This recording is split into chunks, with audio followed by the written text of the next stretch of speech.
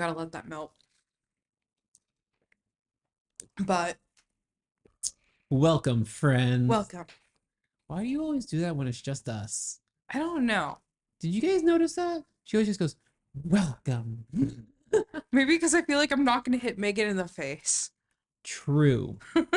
So I don't need to worry about hitting anyone in the face. That makes sense. But welcome back to another episode of Friends of Disney, where we are friends who talk about Disney. Once again, Megan is MIA from this episode as we continue on in our Descendants series, talking about Descendants 2. Megan's just out because she's just not feeling good and didn't want to be part of this episode. So it's just us. Fair.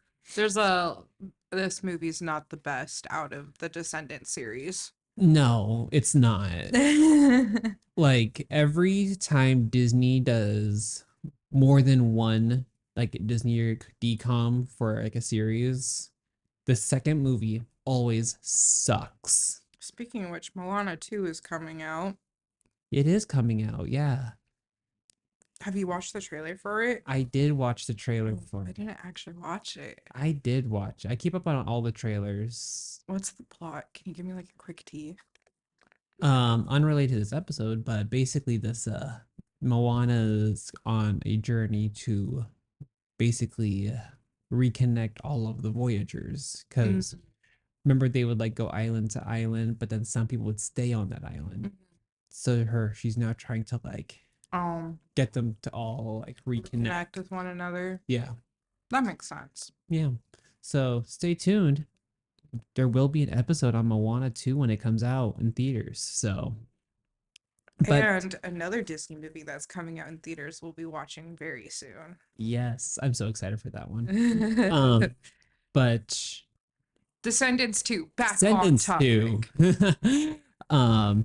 Yeah, so like any decom series, so like High School Musical, Zombies, Descendants. I think those are the main ones. Okay, to be fair, I actually do kind of like Zombies too, more than I hate Zombies too. Like I forget Zombies 2 exists. I did not like it. I was not a big fan of Zombies 3. Oh, interesting. But that's not what we're talking about. Yeah, no. That'll be another episode, apparently. That'll be another series when we lead up to Zombies 4. Zombies 4 is coming out next year. Oh, my lordy. Next year. Oh, my lordy, man. But, you know, Descendants 2 follows the same plot of every like second movie. The main love duo has discourse in some way. They end up separated and are back together by the end of the movie. And okay, so the first Descendants, we went over all the Descendants kids. We really went heavily on the plot. We went deep, and I even brought up a lot of stuff from the books that were relevant for the first movie. And so if you haven't checked out our first episode on Descendants 1, please go watch it. Please do. Like it's a long... And like and subscribe. And check out our Patreon and, you know, send us emails with your pets. Chat with us. We want to talk with you guys. Yes. And if you have any ideas of any other like things you want us to watch, comment. We want to know like more what you guys would like to watch. Yes. But yeah, so check out Descendants, our previous episode on Descendants 1 if you haven't already. So Descendants 2. Yes. Ursula's daughter, Uma, is pissed because Mal is living the princess life. Well, okay. Uma and Mal have a lot of history together. They actually used to be friends at one point when they were kids.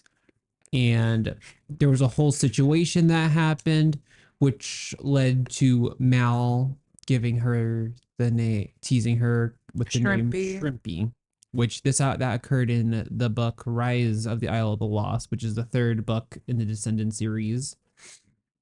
And so her and Mal have a lot of history for her to dislike Mal in general. But Uma's distaste for Mal's life partially has to do with Mal personally, but also, if you really think about it, this got acknowledged in the movie, but Ben did a huge disservice for all the villain kids that he didn't pick. Yeah. Like, you pick these 4 random kids of 4 villains, and you're just going to ignore all of the others. And we also get to meet Dizzy, Drizella's daughter, and then we get to meet Gaston's son. What's his name? Gil, Gil? Okay. And then Captain Hook's son. Harry, Yeah. and yeah, Uma, who's the daughter of Ursula, who in this movie is played by Whoopi Goldberg, which is perfect. She only gets like one line, but you know, Whoopi Goldberg, I love. But out of the new VKs that we got to meet, though, I love Dizzy so much. She's just so cute. Yeah. Well, okay. So here's the thing is like when I think about Dizzy, I think back on the Cinderella movies, and I kind of wonder where Anastasia is in this world because in the second movie of Cinderella 1 and Cinderella 2, where they tell the stories, you see Anastasia fall in love with a bread man. Mm-hmm. And it kind of makes me wonder, is she living on the Isle of the Lost or is she living in Oridon? That's a good question. I've been working on trying to reread the books as fast as I can for this series and everything. I was like, it would make sense for Drizella to stay on Isle of the Lost, but then we also see Anastasia in Cinderella 3 still living with her sister and like So Cinderella movies are interesting, and me and Megan yeah. have our own theory that the order is wrong. In our belief, the order is actually 1, 3, 2. And that's how it honestly should be. Which is why I think Anastasia is probably in Oridon compared to the Isle of the Lost, and it's just Lady Germaine and Drizella and Dizzy. Yeah, I'll, I'll have to reconsult the books on seeing if there's anything on Anastasia in there I because that intrigues me a little bit too. I was Now like, that you that's say just it, the one thing that really intrigues me about this movie is like, where in the hell is Anastasia? Because she did fall in love with someone who was actually relatively good, just a common man. And I think he really changed her perspective when you watch Cinderella 2, and made her fall in love and because Anastasia was not as spiteful yeah, as Drizella. she wasn't as spiteful, but she was a lot more greedy. Yeah. Like I'm gonna say, like it definitely shows in Cinderella 3, which we're not talking about the Cinderella movies, but like in Cinderella 3, you see Anastasia, her greed really showing, like she doesn't care about Cinderella really until more towards the end. And I she's was like, like, because I don't care if I have to steal your prince with means of magic, so I get what I want. So she does turn around by the end of the movie, yeah. but that's definitely her character flaw, is just she does have a lot of selfish tendencies. Well, out of her and her sister, she was the one more likely wanting the prince anyways, because she was the one wanting to try and fit the slipper Mhm. more than anyone. Um, but in regards to Descendants, even though we went off topic, I still think it's very relevant to the movie because of the fact, like, when you do watch Descendants, you do wonder about, All the different villains. yeah, and the Cinderella movie is the one that gets me questioning the most, Well, and weirdly enough. and that's why I feel like it's a huge. So I mentioned this in the last episode. So the Descendants movies are set up in the whole series is a combination of books and movies. The movies are not a ripoff of the books, but a continuation. So right after the first movie, there's another book. Well, there's 2 books between the first and second movie. But also between the first and second movie is the animated short series Descendants Wicked World, Mhm. which introduced a lot more characters. I actually have watched Wicked World. So have I. So in like Wicked World, you see Jordan, who's the daughter of Genie. You meet like the daughter of Rapunzel, the daughter of Alice. You see the son of Yzma. Um, Freddie, one of the daughters of Dr. Facilier. Like, and in the books, those characters were there. And you see, and even more so in the books, you learn about other characters. Like there's one named Jenny Gothel and stuff like that. Like there's a lot more. The books show a lot more of what happened to those characters, but these movies do an injustice to that.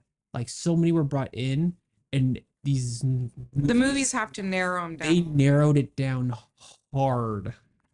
How many like what characters they focused on, which is all right and all, and especially given that the books, they do that thing where with every chapter is through a different character's perspective, so you can cover a lot more ground I didn't know. really Okay, now I fast. really need to read the books. Mm-hmm. Because, I mean, I've been reading a series right now. I'm on book 8, and I got to read 8.5 now, and I need to read 9. Um, but every chapter, it changes characters. And not gonna lie, I have to like do some background reading because it's been a while since I had read the previous books. So now I'm having to like do some background reading on some of the characters because now they're starting to get their own chapters in the series. And I'm like, Yeah. oh shoot, which person are you again? Because Mm-hmm. it touches so many characters. Yeah, and the books go through the primary characters of Mal, Carlos, Evie, Jay, Ben, and everything, but you still get to see their interactions with the rest of the world. Yeah. It's things like that. And so that's what something that frustrates me is like, yeah, I was happy we got to see a lot more villain kids in this movie and stuff, but the books show a much broader world. Like, because I'm currently rereading the second book in the Descendants series, so it's that one is Return to the Isle of the Lost. You get to see and it has Ben being more of a king and stuff. Like he has this council meeting that has Genie, Doc, the three good fairies, and stuff. He goes to Camelot. Like it shows a lot more of the king side of Ben, which is really nice to see, and everything, and a lot more of the VKs. And you actually I get to was like, see I'll try and hold you back my get to see opinion. the bigger world of Oradon beyond this the immediate story that is shown in these movies. You Yeah. know? I was like, I'll try and hold back my opinion until we watch Descendants 3 because like Descendants 3 the movie gives more of like Mal the queen Mm-hmm. and you don't really see King Ben. Yeah. And so leading you more into the Descendants too, I Mal, oh, they start. Okay, so let's kind of go on a debrief of so the story plot. so Descendants 2 shows basically our favorite group of people at Ordon Prep is prepping for this cotillion, which is a dance. It's just a dance. And Mal is beyond overwhelmed. Yeah, so since she is officially the king's girlfriend, she is Picking now out. she is expected to be a lady of the court, which if it becomes official at the cotillion, and so she's been meeting like different prince and princesses from across the kingdom, having to do all this homework and basically doing a lot of changing of herself to be this lady of the court for Ben. And we even see that like one of her first appearances and stuff, she has like this washed out blonde hair, which does not look good on her. No, and I wonder if I'm sure they used a wig on her. They did. Yeah, I was like, they had to. Yeah. And But then we keep like, Jay or not Jay, Carlos asked for a truth gummy because he is falling in yeah. love with No, so he has a crush on Carlos has a crush on Jane, fairy yeah, godmother's daughter, and that started long before this movie. Like the book I'm current like the second book is where that started. yeah. And he's just having trouble asking Jane out to the to be the his date to Cotillion and stuff. And Jane's on the planning committee for Cotillion, and so she's really stressed. And so he's just trying to figure out how to ask this girl out to the dance. And so Mal makes a truth gummy so that way he He can just can kind of blurt it out. Yep, but that gummy ends up being eaten by Dude, who from here on out can talk. Yeah. And then we also see like Mal when she is stressed, like her eyes will get flushed with the green of the dragon or, Yeah, that her her mother has. yeah, her green eyes start to show a lot more when she's overwhelmed. Um, and you can see that she's getting angry and overwhelmed, just doesn't know how to do, and is just about to burst. And then you can also see Ben when he's also helping with some of these decisions for Cotillion because he is, like a He has a surprise for Mal. yeah, which is a stained glass. That's what I was trying to get out. I was like Yes, yeah, he made this stained glass window for Mal, and which he's is like, make sure the eyes are green. yeah, Yeah. it's honestly a really pretty window. Yeah. And And then Evie Evie's makes making all the dresses for yeah, everyone and yeah, she's starting up her business of like being a fashion designer basically, and and Chad's cape. yeah, making a cape for Chad. Yeah. And then And so everyone kind of has their own thing going on. And in this one, we also finally get to see Jay on a new sport, swords fighting. it's actually called Roar. So Okay, I didn't know. I just was like, I'm a sword fighter. it's basically a combination of fencing. Well, I basically just call it freestyle fencing, basically. I don't Roar is an acronym for like Royal Organizations Oridon, whatever. Something funky. And I will say for like the rest of the books and everything from this point out, I think it's actually from the third book on, so the one that directly prequels this movie. Mm-hmm. That's the only sport brought up. Not even tourney gets brought up again. Oh, Yeah. Um, and Jay was made the captain and everything. and Ben had to go, so they needed. They needed there's a hole in their team because Ben has been busy with King stuff, and so Lonnie, Mulan's daughter, wants to join in, and Chad, being a sexist dick, um, said Lonnie can't join because the rule book says a captain and 8 men. And Jay got put in a rock and a hard place, so he aired on the side of following the rules. Which, granted, given his upbringing, shows his character development. Like he was raised in a place where he was like, "Yeah, I break all the rules," and now he's trying to stick to the rule book. So I admire him for that. Yeah. But that develops later on in a very clever way. And but moving on from that, Mal gets so overwhelmed that she goes back to the Isle of the Yeah. Lost. Yeah, so what happened? So Mal, to try and keep everything under control, she's been using her spell book to cheat her way out. And in context, Her test to gain everything, her date with Ben. and for reference in the books as well, like it was understood that their magical objects, like Evie's mirror, goes and is donated to the museum to be put away. You shouldn't, like, again, magic is discouraged in Oridon, not forbidden, but highly discouraged. And so Mal having her spell book was like a big deal of like, hey, that was supposed to be turned in. You're not supposed to have that.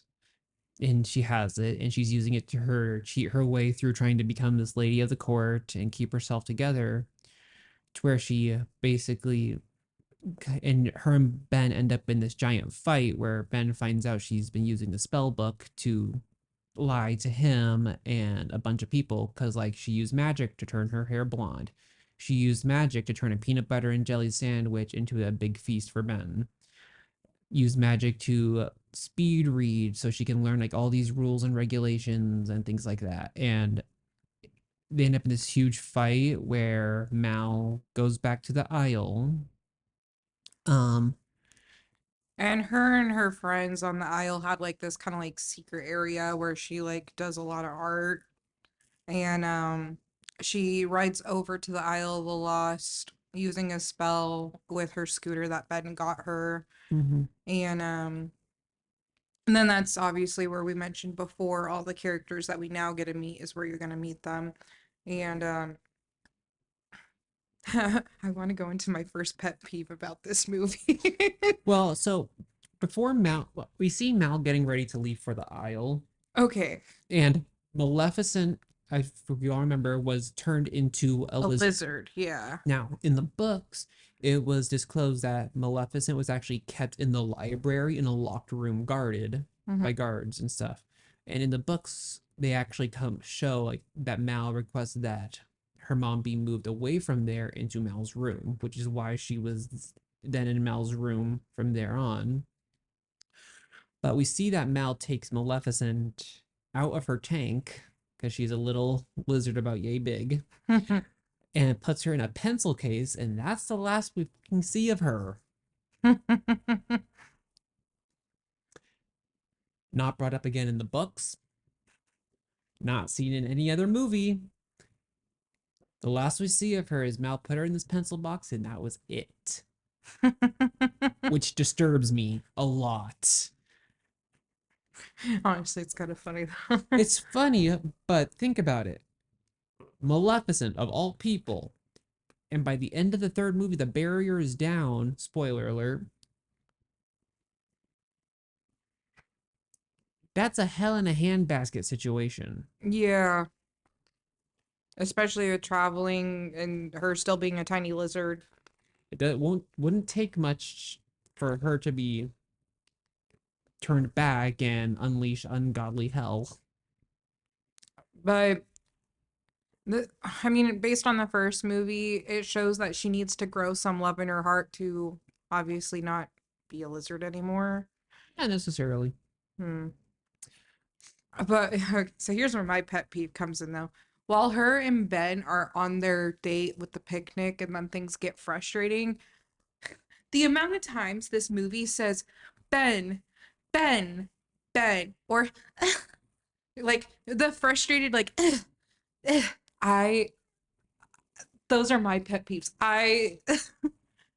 When I watch this movie, that's all I can think of is Mad going like, eh, or Ben, Ben, Ben, especially during the fight scene. That's all you hear. Here you go, Ben, Ben, Ben.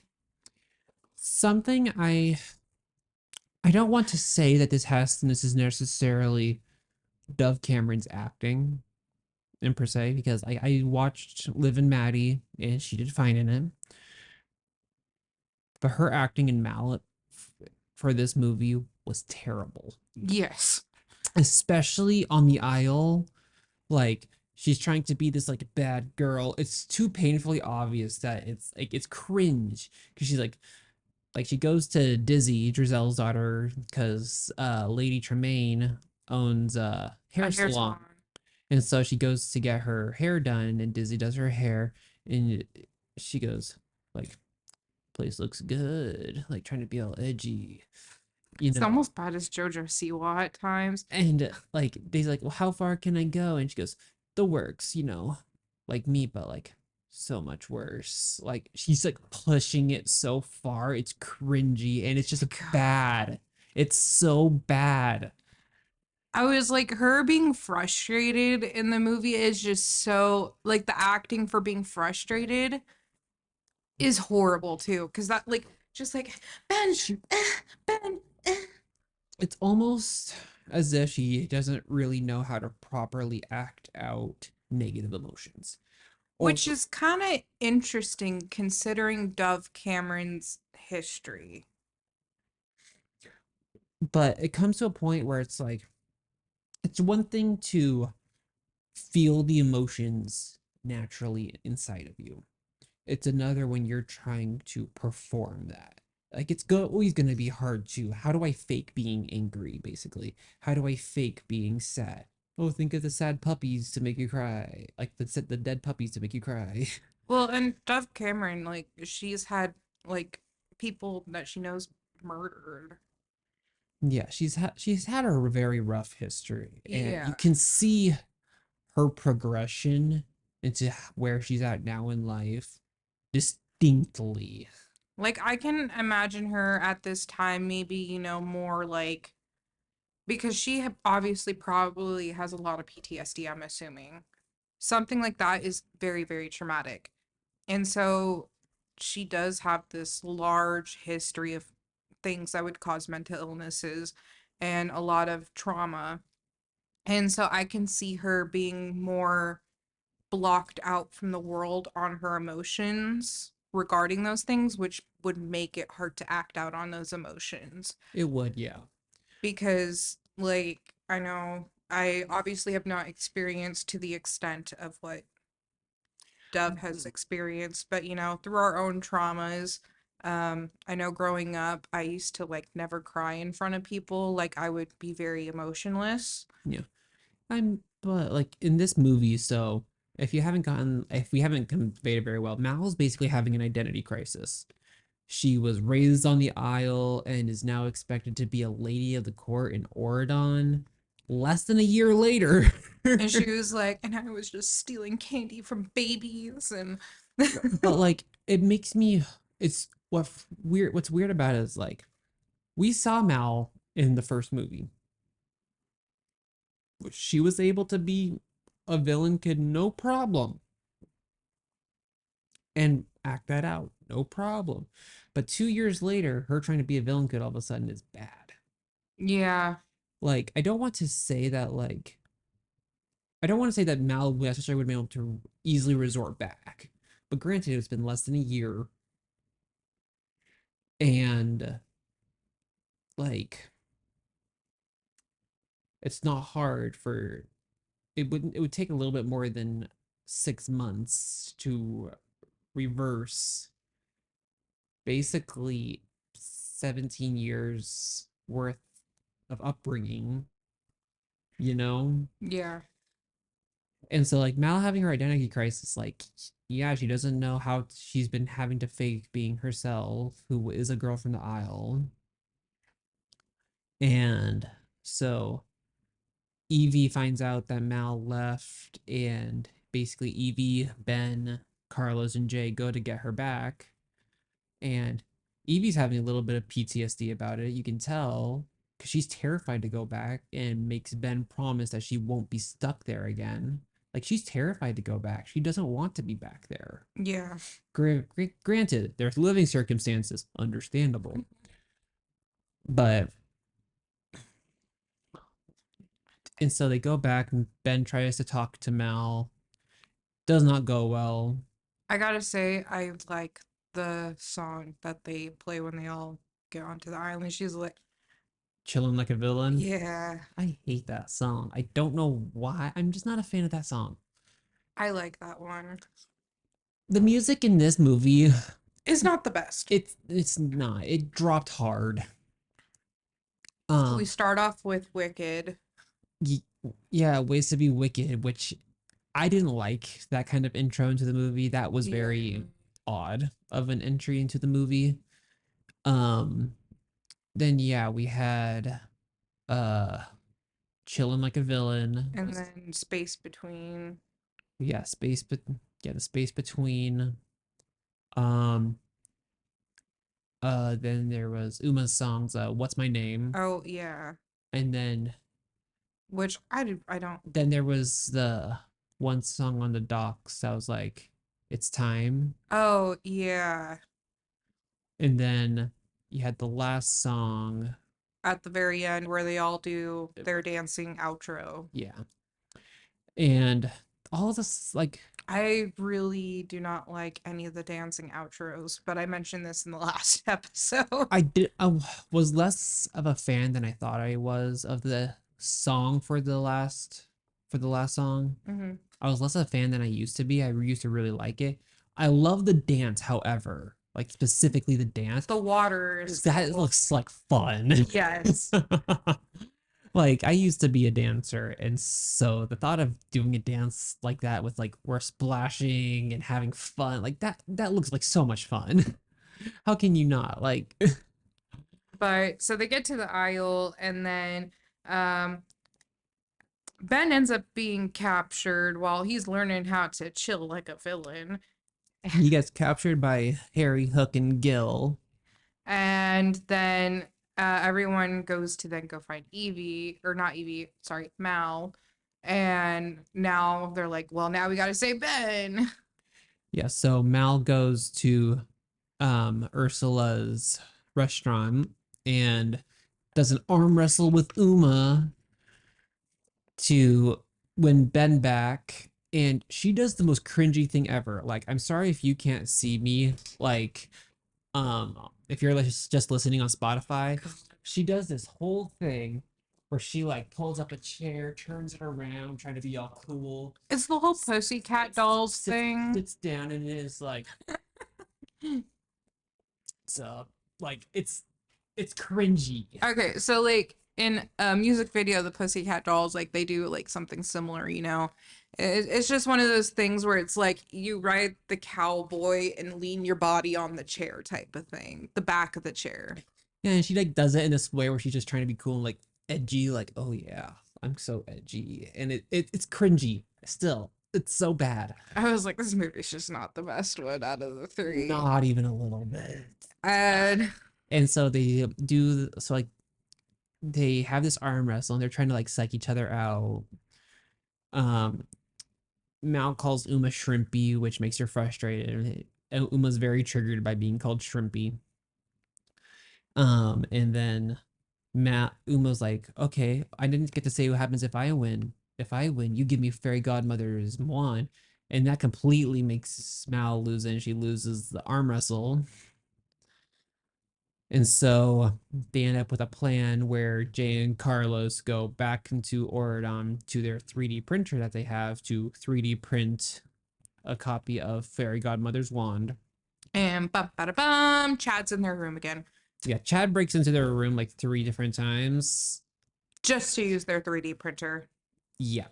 And so And he's like, but it's so good. You installed all these hacks. and so they are dealing with Chad and dude's like, Ben's been captured and stuff. And Lonnie overhears and basically threatens after the wand is in, is like, I'm coming with you. Or I tell Fairy Godmother you guys snuck back to the Isle and the king of our entire country has been kidnapped.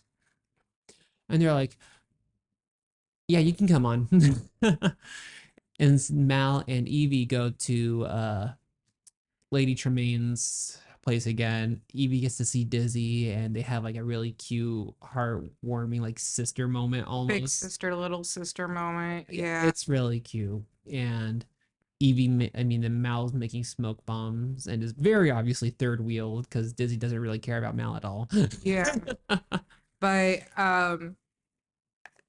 Evie does bring back some of Dizzy's like pins and things like that.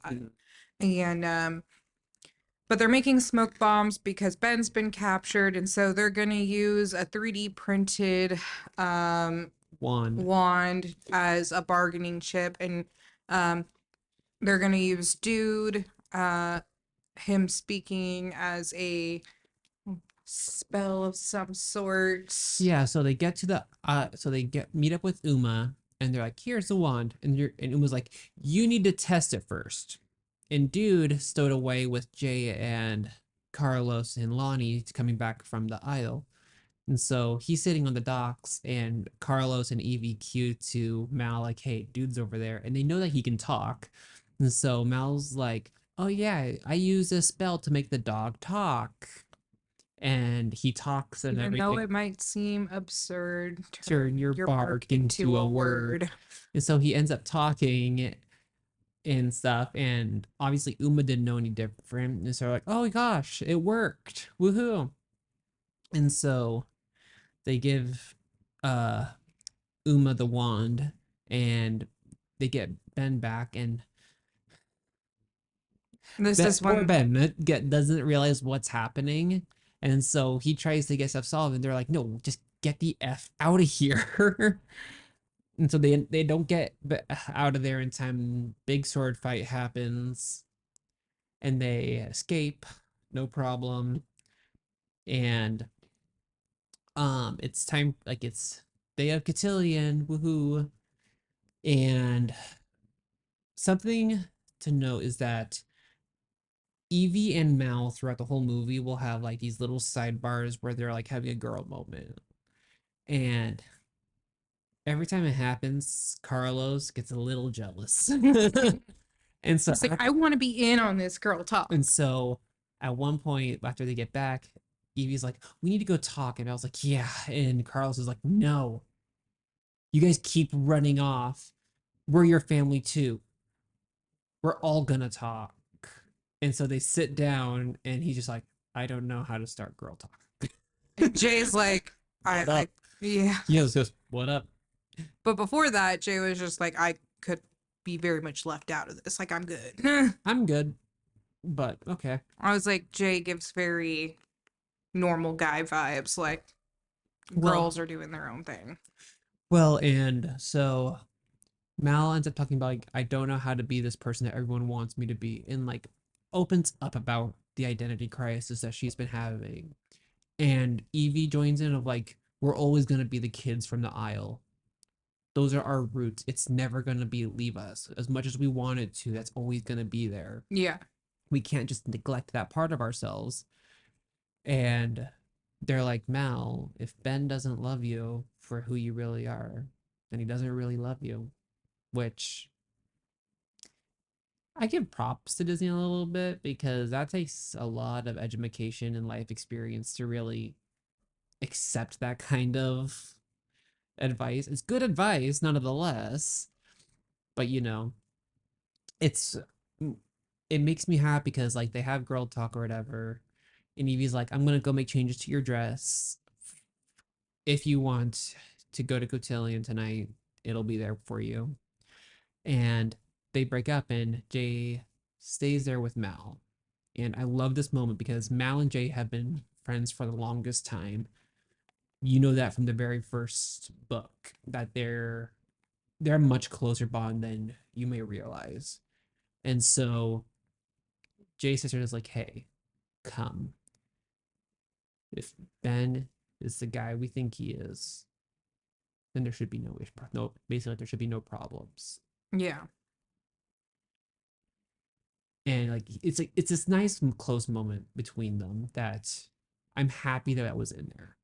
I feel like I feel like the movie got 10 times better once they left the aisle again. Yeah.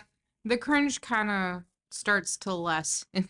It does. And And we get to see more of the serious characters again and more of this character development than the whole. talking about it now and looking at Mal's emotional journey, as much as it was cringy, I am starting to think it was less of bad acting and more of showing Mal's change from who she was. Oh, I still think it's bad acting. I don't get me wrong, that is very clearly there, but like if I'm looking at it from how she acted on the aisle and everything and how she started to open how she was opening up and everything, there was a big change dramatically.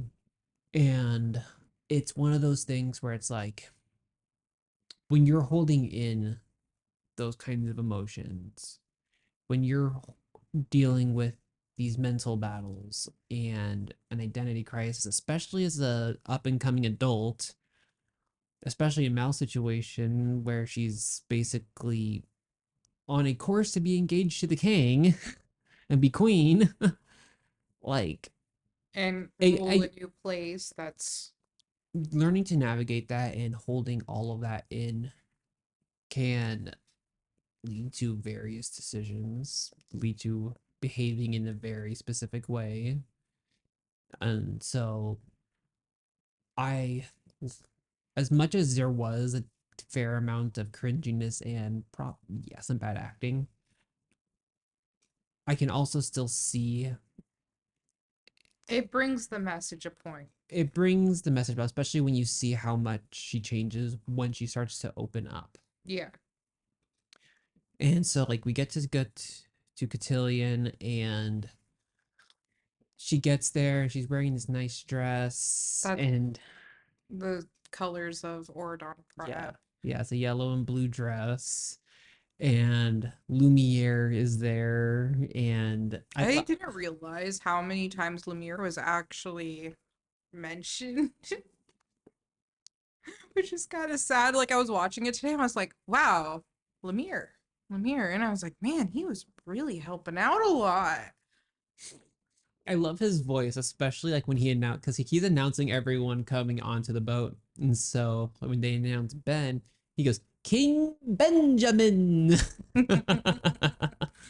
It was just so funny. He's so like happy and bubbly, which is on brand for Lumiere, but And then he comes out with Uma. Uma, which okay, that was a that was a plot twist. I Yeah. will give this movie that. When I first saw this movie, that was a plot twist and a half. Like I was pissed when I saw this what happened next. But just like in The Little Mermaid with Ursula, Uma's wearing her seashell necklace. Uma's wearing her mom's necklace, which she has been the whole movie, but she ended up putting a spell on Ben to have him under his control and be like, "Ooh, I'm in love with Uma, and I'm gonna make her the lady of the court, and I'm gonna bring down the barrier." And then we get back to the part of how many times I hear Ben's freaking name. Because then Mal just goes over and she's like, Ben, Ben, Ben. Oh my gosh. I literally cannot stress enough how annoying it is to hear Ben in this movie. Like the things I hear are the size and Ben. And I like almost started counting them today. Like just on the amount of times I hear Ben because it's like every 5 words. And I'm just like, oh my God. But I mean, but like, clearly everyone knows something is wrong. Like Ben's parents know that something's wrong, and Ben is having these outbursts, which is out of character for him. Yeah. So they come to figure out pretty fast that he's been under a spell. But I was pissed when I first saw this. Like I was royally pissed. Like I was with Jay and Carlos. Like this is bullshit. Man, this be slapped in the face. Like I cannot tell you enough how pissed I was when I first saw this. And And then then Mal turns into a big old draggy dragon. not yet.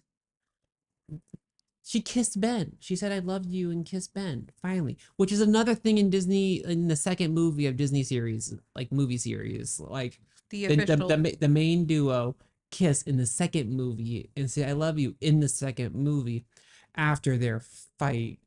Yeah, because before that he was like, it all makes sense why you never said I love you. And yeah. Well, no, he says like, "Oh, you just never know. That's why you never said it." Like he almost shamed her for it because he was under the spell. And I feel like Disney just plays on that trope of you never know what you had until it's gone, basically. Because like Troy and Gabriella, like were separated and stuff, and came back together and kissed all that good stuff after they were gone.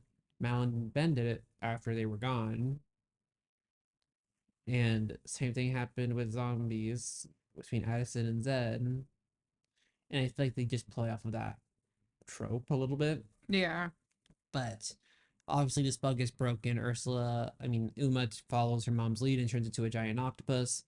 And we have a giant octopus versus Mal as a dragon duel, which the dragon CGI in this movie so much better than the first one. Yes. I love Mal as a dragon so very much. But we see like Mal like is a full-on dragon. Uma, I mean it makes sense. She still has like her top half, and then she's like, wanna watch me splash with her arms, like her little tentacle arms flailing in the water. Mm-hmm. Yeah. And just, I mean, obviously Mal was gonna win that one a little bit. I'm sorry, but they end up like Uma ends up just disappearing off into the sea and stuff. Battle's over. Mal turns back into herself, where her dress magically changes to purple.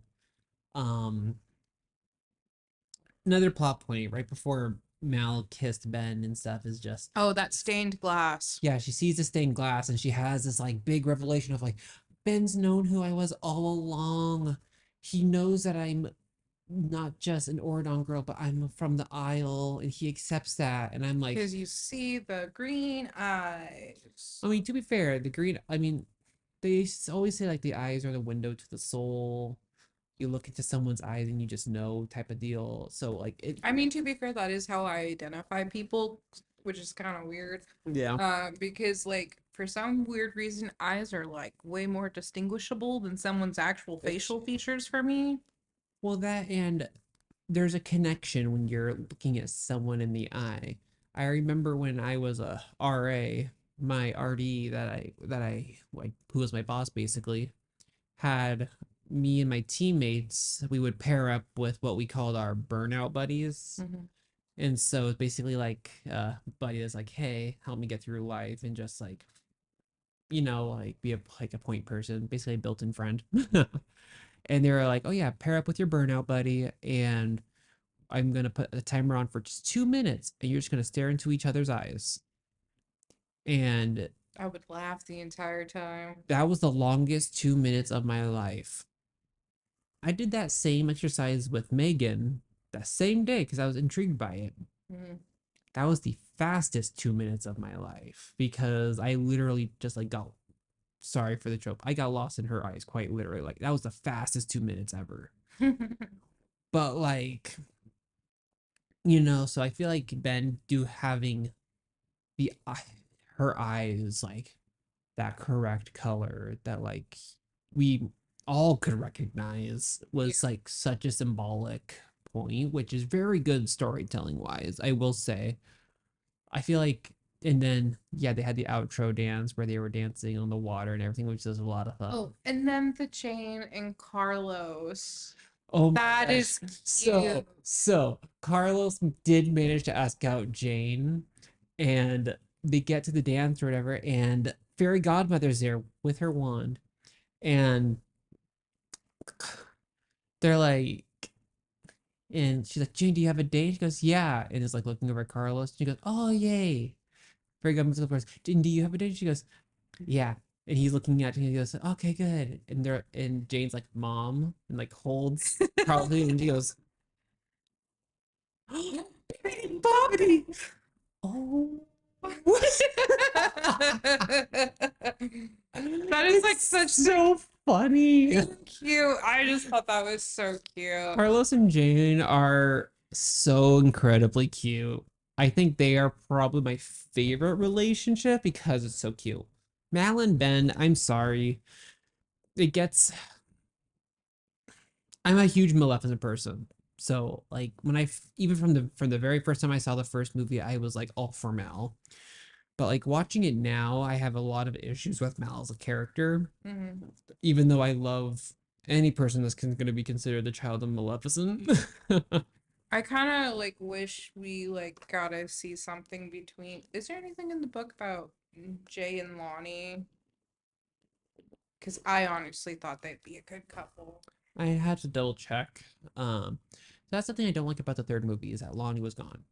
But there's a lot of things that were missed about the third movie, which we'll get into when we talk about the third movie. Yeah, I like the third movie. um, but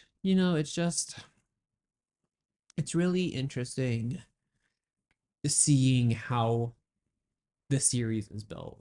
I'm pretty sure I blow your mind every time I bring up the books. Yeah, I was like, now I need to like read the books, watch the movies because like We start to notice a lot more, and like, I did watch all the other spin-offs though, and mhm. the Wicked World episodes are so short. Did you realize that when you're watching, so when you first see Dizzy and stuff, and like you see her sweeping and stuff, did you realize that the song is from Wicked World?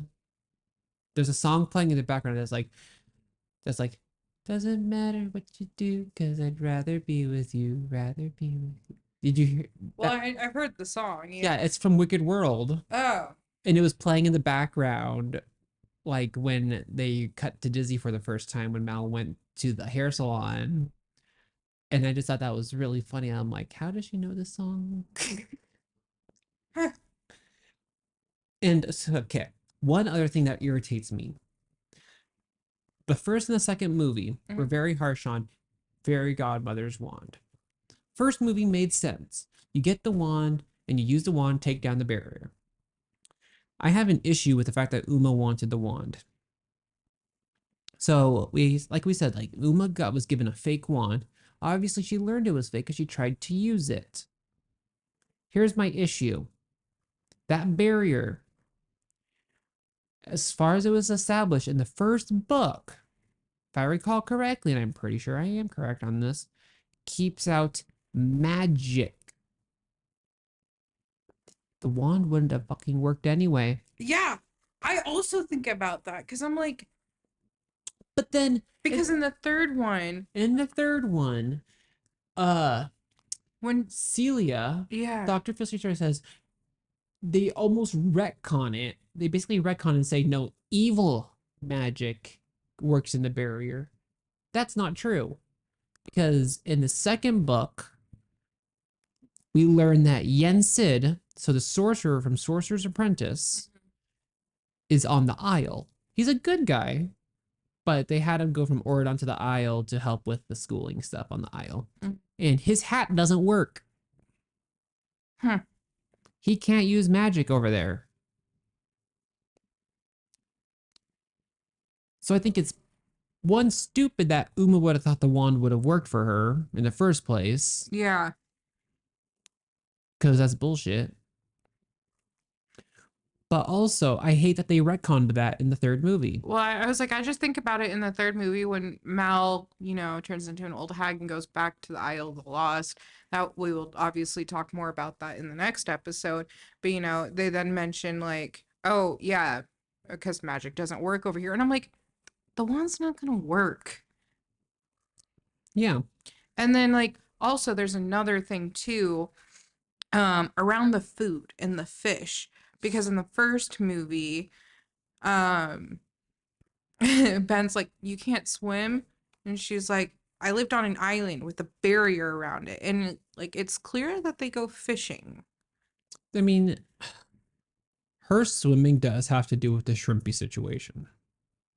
There's a whole thing, and I had to remind myself about it, but that is a thing that gets talked about in the shrimpy story Mm, when you learn about why about Uma and Mal's like beginnings and stuff. hmm. So I will give it that, and I will let you know when I actually read the books again. Okay. Like I'm still working through the second book. Because I was I'm just about halfway like, through it. it's clear that they can swim. Or like there's ones I can swim and stuff. Yeah. I think we need to talk about Gil and Harry a little bit. Yeah. I've brought this up with Megan because I think it's so funny. Harry, he has a hook, but it's not an actual hook. Yeah. He has both of his hands, which obviously his dad's Captain Hook and things like that. But you know that scene when they're like sword fighting and Jay has like the hook on the sword and Harry's like, give it back to me, give it back to me. And Jay literally like throws the hook over the ledge into the water and Harry dives after it. Hmm. Do you think so? You know how in like at least like early-ish 1900s, they would people would think that if you were left-handed, it was bad. Hmm. And so they would like make you learn to write with your right hand. Do you think that Hook was almost that way with his kids, but with a hook? Like, no, you have to have a hook. I'm not gonna chop off your hand like a monster, but you have to use a hook. And that's why he's so attached to his hook. Like, that's really weird how attached he is to that hook. That's interesting to point that out. I saw that and I'm like, this like why would you be so attached to that hook to throw yourself over the ledge in the middle of a sword fight? You know what I mean? That's a good question. It's gonna have me thinking about that though. It's really gonna have me thinking. I mean, in the Descendants series, though, we do see like the kids, having some type of identity with their parents. Mm-hmm. Well, and like, I mean, it makes sense. I mean, like, even all of the children are basically attributed to having one parent, even though we all know what that means. We all know how children are made. Yes. And so, like, it makes sense that there's some attributes to specific parents and stuff like hell, Mal, Evie, and who are their parents? You know, like Carlos always wears black and white, like Cruella. Jay is just Jay. He's not like He has the athleticism, and the first movie is where you see more. Jafar wasn't athletic. No, but like he did have like that thief in him. Yeah. But you see color. Oh my god, character development. Yeah. But like you kind of like see that identity in all of them, but yeah, I mean it makes sense cinematically to have them like identify with their parents because that's their parents. Mhm. It's just like again, it's just one of those interesting details of like why the f would you drive over the ledge for the damn hook? You can just get another one. I was. That's also like that went through my head too. I was like, would he be able to get another hook? Or was that hook, like Captain Hook, like one of Captain Hook's first hooks that he attached to a handle for his son? That's why I'm like, how was it approached? Like why would that hook meant such a big deal besides maybe being a connection to a parent? Yeah. And then Gil. Gil's just dumb. He's a lovable doof. Yes, he is. Like he's like a Hufflepuff through and through. He's just like I love we knew it was bound to happen of like heroes and villains interacting with like each other almost. Hmm. And so I love that line where Gil's like, "Oh yeah, make sure you tell your mom that Gaston like When misses her or whatever, and then tell your dad that my dad wishes he finished off your dad when he had the chance." It's like, no. and then when he looks at Ben, he was just like, "You look familiar." Mhm. It's almost like in the first movie when Mal and And uh or Audrey yeah, were like, "Oh yeah, I totally don't blame your parents for inviting everyone in the world but my mom to their to that stupid stupid christening. christening." Yeah. It's always fun to see them playing with off each other and everything. It makes me think of like when we play Villainous, when we like act as each other's characters. God, I love playing villainous. That is our favorite game by Yeah. far. And there was like this one time in the dorms we like acted heavily on I was as Ursula and then you were Maleficent and we acted so heavily on each other's characters. We actually scared your roommate. Yeah. Because I was like, you poor unfortunate soul. And then like moved a contract around. Yeah. We get heavily intense in Villainous. If you've never played Villainous, I highly recommend checking it out. Like it is such a fun game. It takes a minute to understand the rules, but once you really get the hang of it, it is so much fun. Yeah. But I think we got to save the rest for Descendants 3. Yeah, I mean, again, like this is a very lackluster movie until about the last 20 minutes. Yeah. I was like, the ending of the movie is much better. 100%. The entire time in the movie, I just think about how many times Mal sighs and how many times everyone says Ben. Oh, we almost forgot. What? Jay and Lonnie. So, Oh, yes. so, Touch back on that. so, um, when they're heading back from the aisle, Jay tells Lonnie to swing by practice, and Lonnie's like, "Are you gonna ready to break some rules?" And Jay's like, "Nope," because he found a loophole. I love loopholes.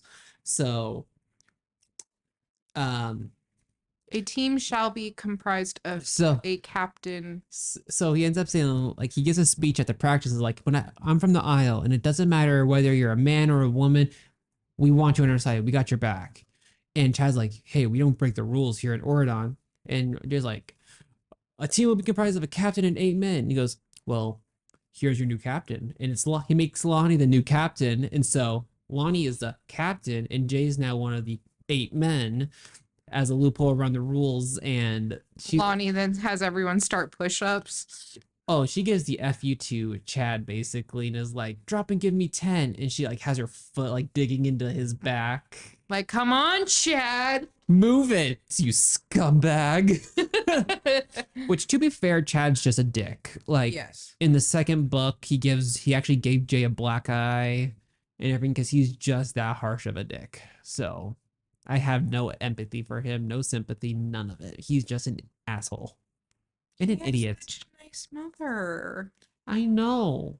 That's the worst part. I'm blaming Lucifer. Lucifer's on the aisle.